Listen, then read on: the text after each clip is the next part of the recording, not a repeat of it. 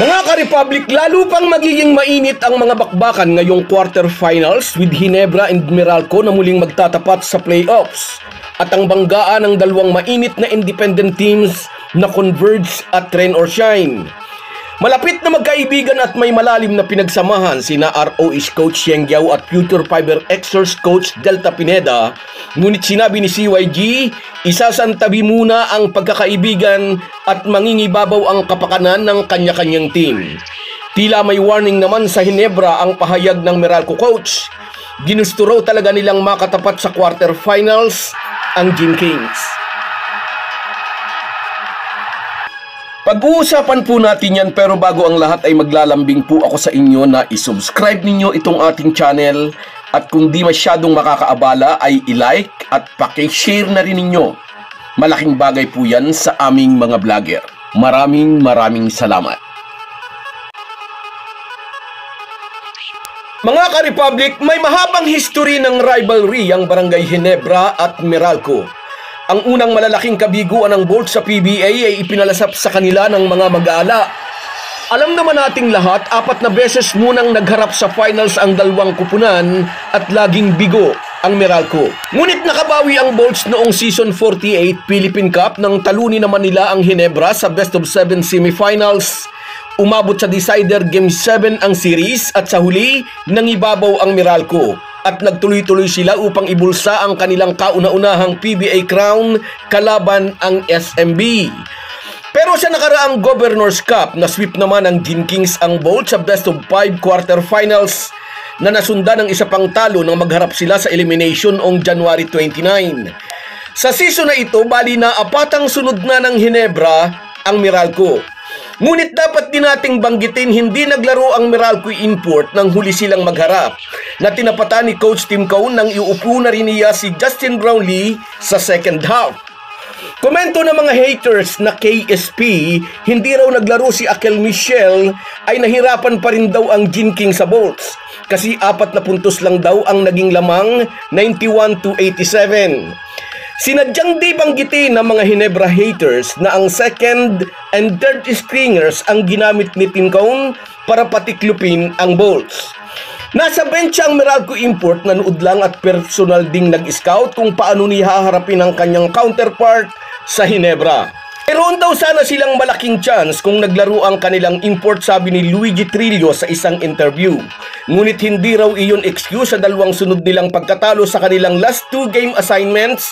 Una nga ay laban sa Ginebra at ang pangalawa ay laban naman sa Magnolia.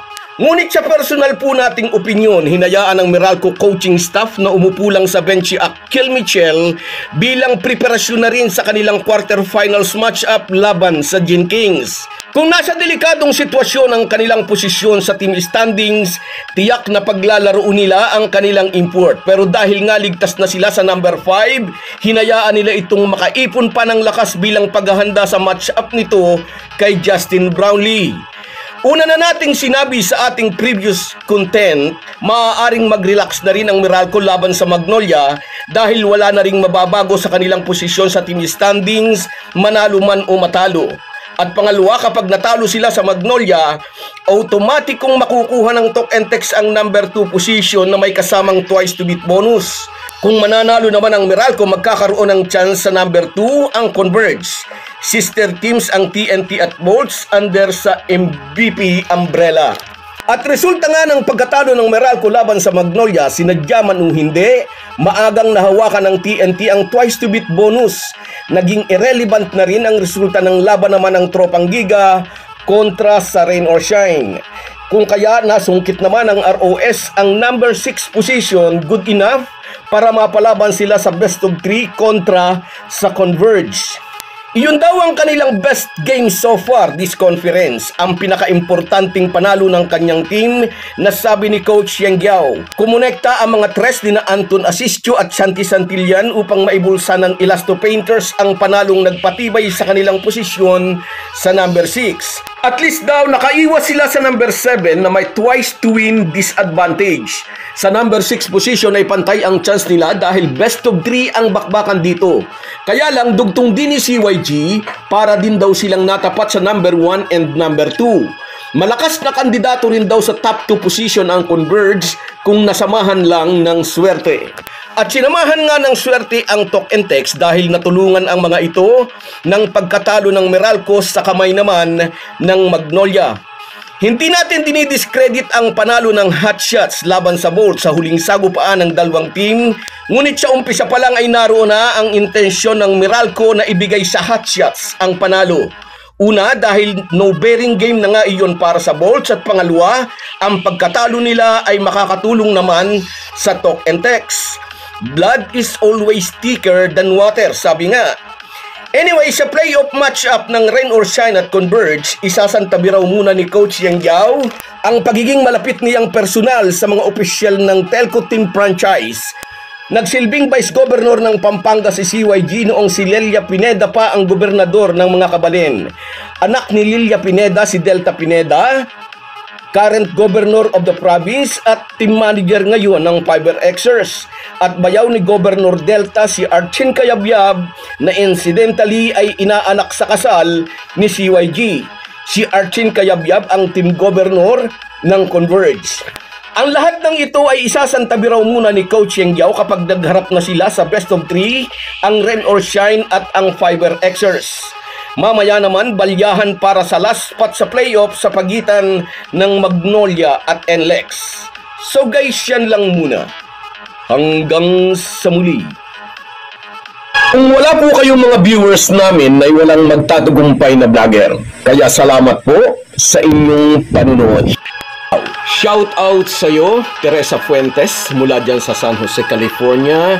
Happy watching, idol. Salamat sa suporta. Sa iyo rin, Barako Mananabas, mula naman dyan sa Italy at sa kanyang sa iyo at sa baby mo. Happy watching. Sa iyo rin, Merson Kabady Vlog, mula naman dyan sa Oman. Ingat ka lagi dyan, kabayan. Shout out sa iyo.